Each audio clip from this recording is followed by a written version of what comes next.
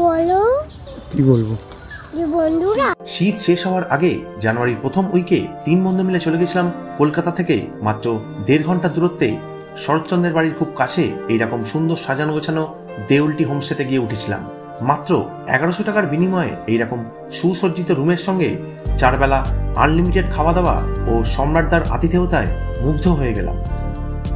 কাতলা কালিয়া আর ফুলকপি চিংড়ির তরকারি দিয়ে জমিয়ে লাঞ্চ সেরে বেরিয়ে পড়লাম রূপনারায়ণ নদীর তীরে। এরপর হোমস্টেতে ফিরতে না ফিরতেই চলে এলো গরমাগরম চিকেন পকোড়া আর চা। সন্ধ্যাবেলা বনফায়ারে ম্যান্ডোলিনের মূর্ছনায় কখন যে রাত্রি নেমে এলো তা টেরই পেলাম না। ডিনারে ছিল রুটি, পনির বাটার মশলা আর চিকেন কারি।